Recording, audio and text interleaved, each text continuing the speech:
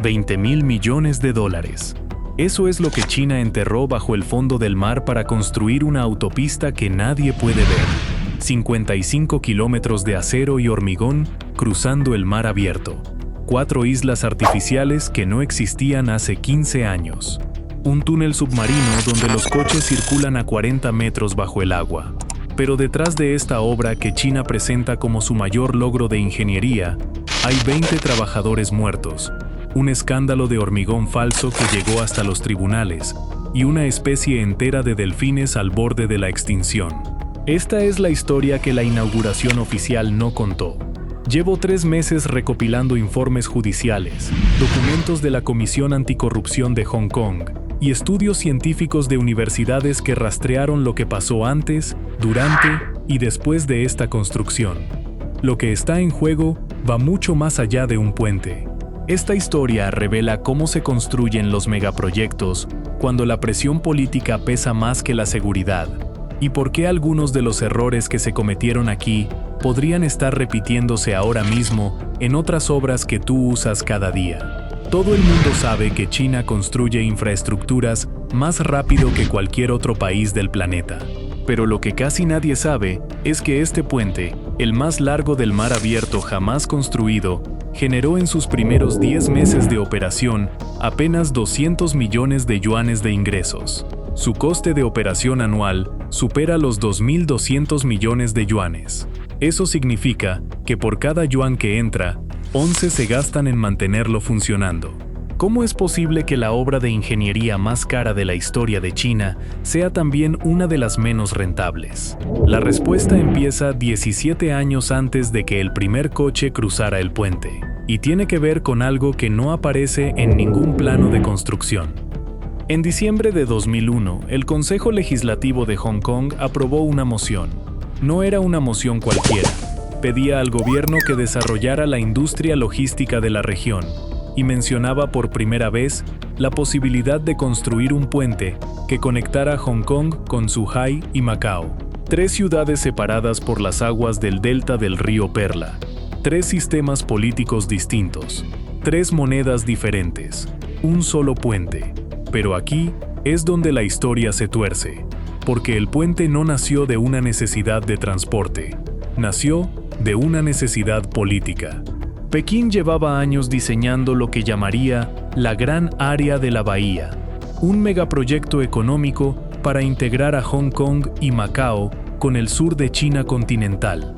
Por lo tanto, el puente no era una solución a un problema de movilidad, era una herramienta para acelerar una integración que muchos hongkoneses no habían pedido. Y ese detalle cambia todo lo que viene después. Porque cuando un proyecto de infraestructura nace de la política en lugar de la ingeniería, las decisiones que se toman durante la construcción siguen una lógica completamente distinta. Los plazos se vuelven inamovibles, los presupuestos se vuelven secundarios, y la seguridad se convierte en algo que se gestiona después. En 2003 se creó el Grupo de Coordinación de Trabajo Avanzado del Puente. En 2008, el gobierno central de China, junto con los gobiernos de Guangdong, Hong Kong y Macao, acordaron financiar el 42% del coste total. El 58% restante vendría de préstamos del Banco de China, unos 22.000 millones de yuanes en deuda. En diciembre de 2009, el vicepresidente Li Keqiang dirigió la ceremonia de inicio de obras. El puente debía estar terminado en 2016. No lo estuvo. Pero eso es solo el principio de lo que salió mal. Para entender la magnitud de lo que China intentó hacer aquí, hay que empezar por los números. 55 kilómetros de longitud total, 22 kilómetros y medio de viaducto sobre el mar abierto, 6 kilómetros y 700 metros de túnel submarino sumergido, el más largo del mundo para tráfico rodado, 4 islas artificiales construidas desde cero en medio del océano, 400.000 toneladas de acero, 4 veces más que el Golden Gate de San Francisco. Diseñado para resistir terremotos de magnitud 8, supertifones y el impacto de los cargueros más grandes del planeta. Y todo con una vida útil de diseño de 120 años. Pero la parte más extraordinaria no está sobre el agua. está debajo de ella. El problema era simple de entender e imposible de resolver. El delta del río Perla es una de las rutas marítimas más transitadas del mundo. Petroleros de 300.000 toneladas pasan por el canal de Lingding cada día. Por lo tanto, el puente no podía cruzar el canal con pilares. No había forma de construir una estructura lo suficientemente alta para que esos barcos pasaran por debajo. La solución fue hundir la carretera. Los ingenieros diseñaron 33 secciones de túnel prefabricadas. Cada una medía 180 metros de largo, 11 metros y medio de alto y 40 metros de ancho. El equivalente a un edificio de 4 plantas tumbado de lado.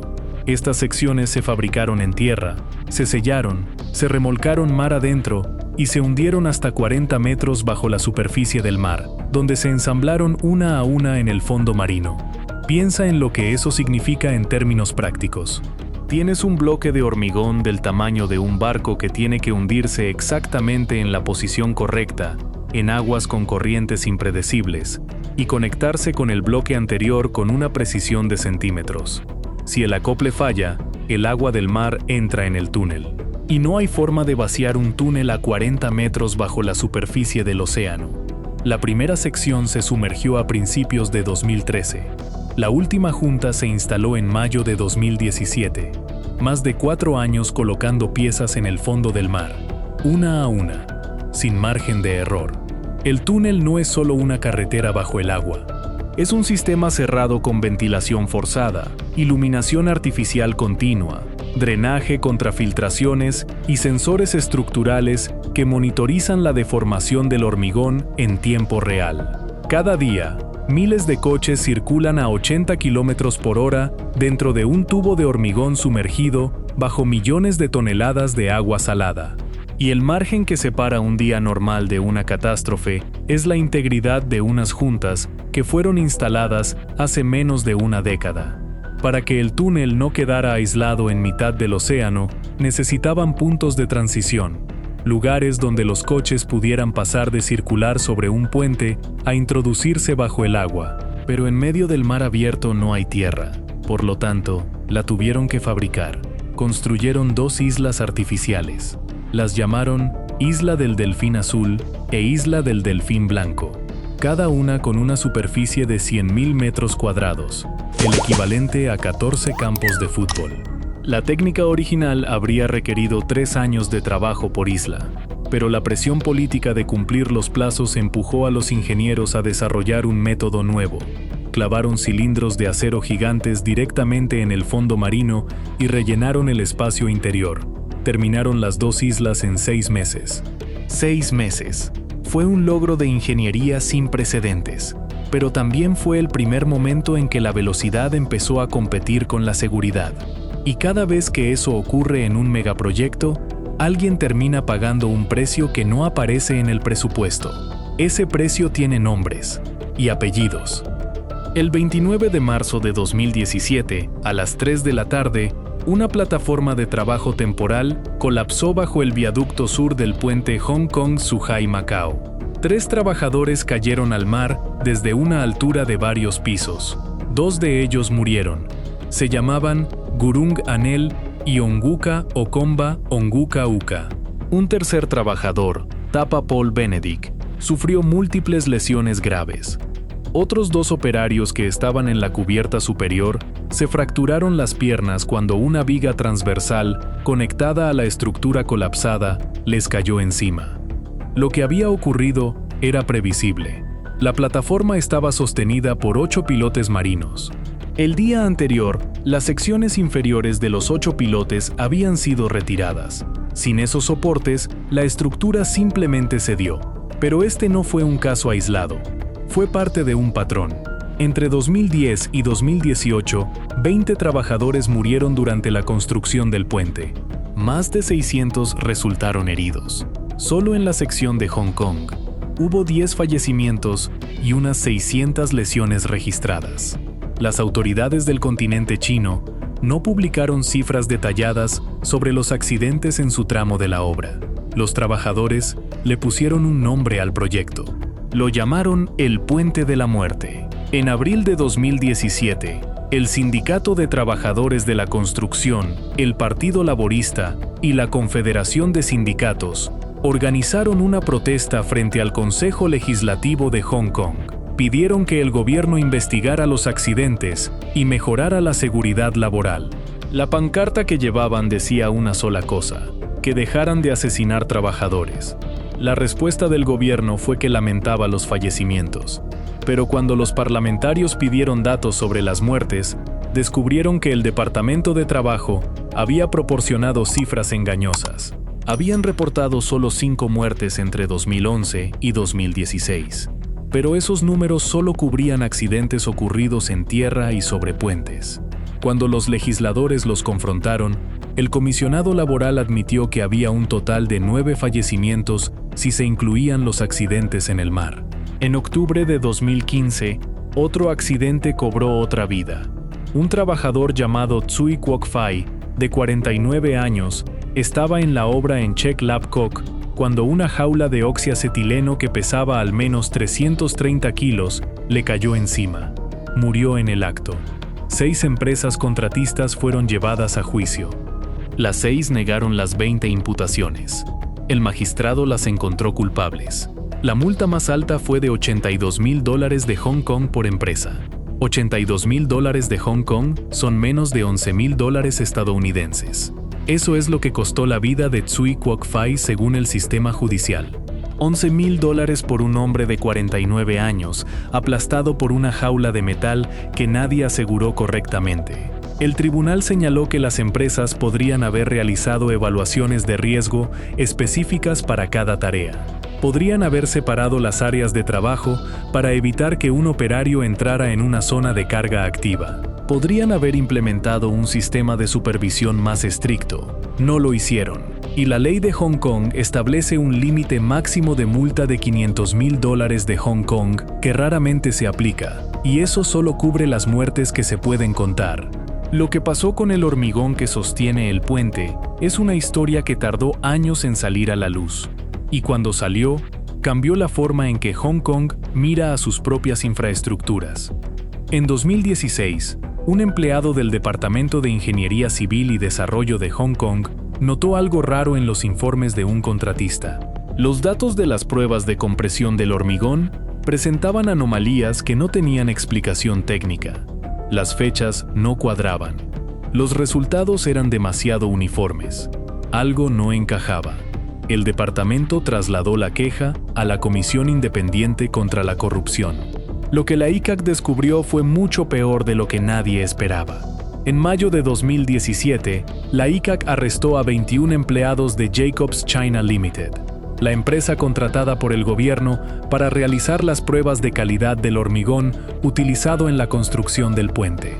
2 directivos, 14 técnicos de laboratorio y 5 asistentes. La investigación reveló que, desde al menos enero de 2013, los técnicos del laboratorio de Siu Ho Wan, en la isla de Lantau, habían estado falsificando sistemáticamente las pruebas de compresión del hormigón.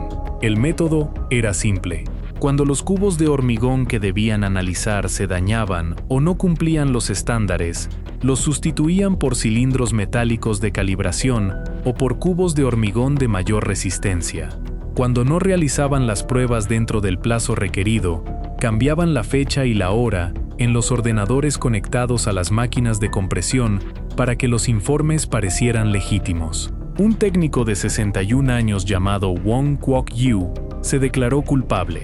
Cuando el tribunal le preguntó por qué lo había hecho, su respuesta fue de 2 palabras: era perezoso.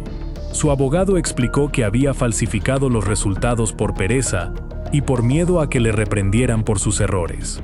No hubo sobornos, solo negligencia. Pero la magistrada Ivy Chui fue directa. Si esos cubos hubieran sido de calidad inferior a la requerida, la seguridad estructural del puente habría estado comprometida. En noviembre de 2019, un tribunal de Hong Kong condenó a 12 técnicos por conspiración para defraudar. Los 6 que se habían declarado culpables antes del juicio recibieron penas de entre 21 y 32 meses de prisión. En junio de 2024, Albert Leung Wing Keung, el director de operaciones de Jacobs China, Fue condenado a 2 años y medio de cárcel por ocultar las irregularidades al gobierno. La jueza dijo que su delito había socavado gravemente la confianza pública en la calidad del puente y la reputación de los proyectos de ingeniería de Hong Kong. Pero la historia no terminó ahí, porque cuando las autoridades investigaron más a fondo, descubrieron que Jacobs China no solo había falsificado pruebas en el puente, había manipulado un total de 130 pruebas en otros 55 proyectos públicos. Un túnel en Causeway Bay, un hospital infantil, docenas de obras que los ciudadanos de Hong Kong usan cada día. El gobierno aseguró que el hormigón de todos esos proyectos seguía cumpliendo los requisitos. Pero la pregunta que nadie pudo responder es la que más importa. Si las pruebas que se supone que verificaban la seguridad eran falsas, ¿cómo puede alguien saber con certeza que la estructura es segura? Y esa pregunta se vuelve mucho más incómoda cuando descubres lo que le pasó a los últimos habitantes originales de esas aguas. El delfín blanco chino, también conocido como delfín rosado, es probablemente el animal más querido de Hong Kong. Es una subespecie del delfín jorobado del Indo-Pacífico. Vive en las aguas poco profundas del delta del río Perla, y desde que empezó la construcción del puente, su población en aguas de Hong Kong cayó más de un 80% en 15 años. Los datos son difíciles de ignorar. En las aguas del norte de Lantau, la zona más afectada por la construcción, el número de delfines blancos pasó de 25 individuos a solo 10 en un solo año, entre 2015 y 2016. Una caída del 60%. La población total en aguas de Hong Kong bajó de 87 a 65 en el mismo periodo. Los investigadores del Instituto de Investigación de Cetáceos descubrieron que la construcción del puente, entre 2010 y 2016, probablemente había comprometido la tasa de supervivencia de los delfines por debajo de los niveles necesarios para mantener la población. El director del instituto lo dijo sin rodeos. Las medidas de conservación en las aguas del noroeste de Lantau eran completamente inútiles para proporcionar la alimentación y el refugio que estos animales necesitaban. El gobierno había creado un parque marino en la zona de las Islas Brothers en 2016, supuestamente para compensar la pérdida de hábitat causada por la construcción del puente. Cuando lo inauguraron, lo llamaron un hábitat importante para el delfín blanco chino. Pero entre 2015 y 2021, los investigadores registraron densidad cero de delfines en el parque marino. Cero. El parque existía en los documentos. Los delfines no. Y la ironía más cruel tiene forma de nombre. Las 2 islas artificiales que China construyó para conectar el puente con el túnel submarino se llaman Isla del Delfín Azul e Isla del Delfín Blanco. 100.000 metros cuadrados de hormigón y acero plantados exactamente en el hábitat que estaba exterminando a los animales que llevan su nombre. Pero el puente no solo cambió lo que había bajo el agua, también cambió lo que ocurre sobre él y lo que las cámaras registran cada segundo de cada día.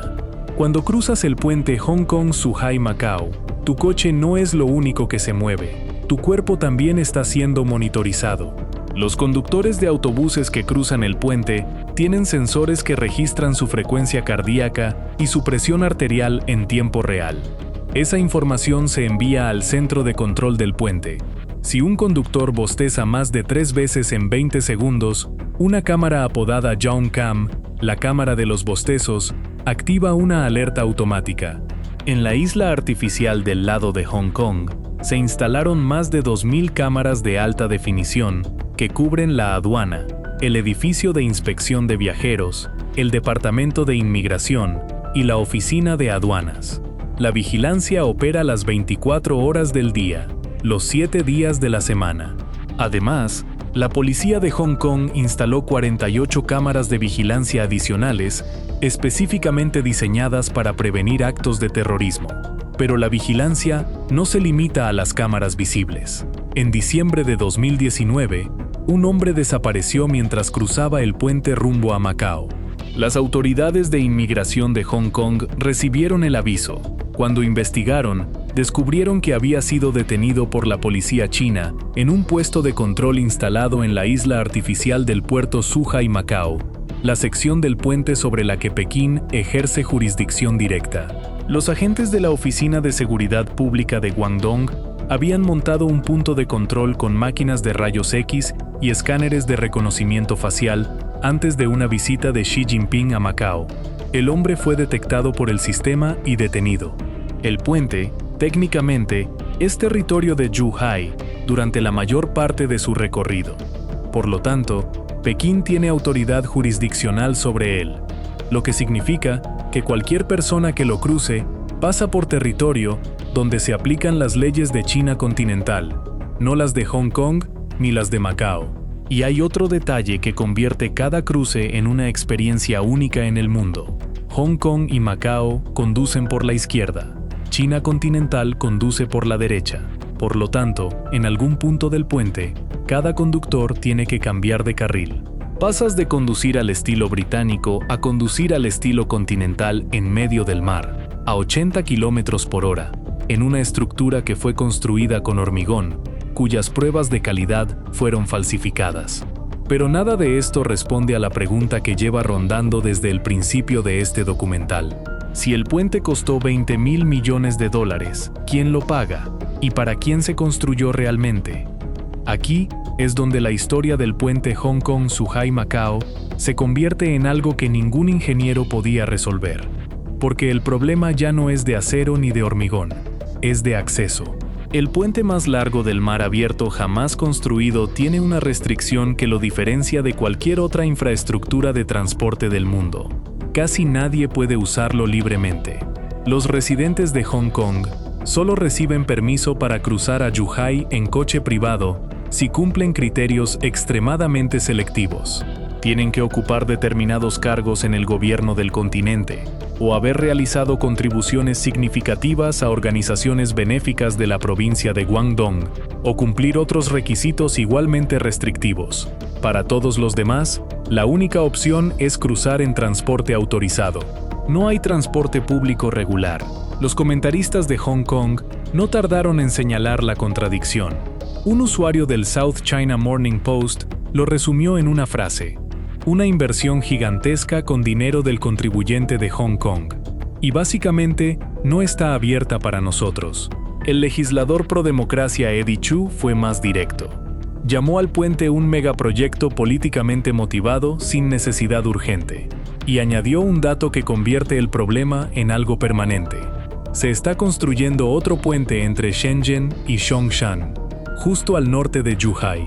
Cuando ese puente abra, las previsiones indican que el tráfico del puente Hong Kong-Zhuhai-Macao caerá significativamente. Su palabra exacta fue redundante, y los números le dan la razón. Los datos del primer año de operación contaban 1,5 millones de vehículos y más de 14 millones de pasajeros. Pero los ingresos del puente en sus primeros 10 meses fueron de apenas 200 millones de yuanes. Su coste operativo anual supera los 2.200 millones de yuanes. Eso es una diferencia de más de 10 veces entre lo que el puente genera y lo que cuesta mantenerlo. Algunos estudios publicados en Macao indicaron que el impacto del puente en la economía local había sido insignificante o incluso nulo. En algunos análisis, el número de turistas chinos que se quedaban a dormir en la ciudad había disminuido. El puente había generado más visitantes de ida y vuelta en el día, pero menos gasto por persona. Mientras tanto, el tráfico de ferries entre Hong Kong y Macao cayó un 35% en el primer año. Las compañías navieras que llevaban décadas operando la ruta perdieron millones. El puente no creó riqueza nueva, redistribuyó la que ya existía, pero el coste de construirlo y mantenerlo sí fue nuevo. Y ese coste lo pagan los contribuyentes de 3 jurisdicciones diferentes que nunca votaron conjuntamente por el proyecto. Para enero de 2026, el puente había registrado más de 100 millones de viajes de pasajeros desde su apertura. Esa cifra suena impresionante hasta que la divides entre los años de operación y la comparas con la inversión de $18.800 millones. Cada viaje le costó al proyecto, en números redondos, casi $200 en inversión de capital, crucero incluido. Hay un dato que no he mencionado hasta ahora. Las torres que sostienen los cables del puente tienen forma de delfín. Los ingenieros las diseñaron así como homenaje al delfín blanco chino que habita en esas aguas. El mismo animal cuya población cayó un 80% durante la construcción. Las torres tienen la forma del animal que el puente ayudó a exterminar. Lo que acabas de ver no es solo la historia de un puente. Es el patrón que se repite cada vez que un gobierno decide que una obra tiene que existir antes de demostrar que tiene que existir. Y ese patrón está ocurriendo ahora mismo en proyectos que están en construcción en este momento, en China y fuera de ella. La diferencia es que la mayoría de esos proyectos no tienen periodistas investigando las pruebas de hormigón ni biólogos contando delfines. Lo que significa que las historias que no se cuentan podrían ser peores que esta. Si quieres ver cuál es el megaproyecto de China que acaba de romper el récord del puente que acabamos de contar, el enlace está en la descripción.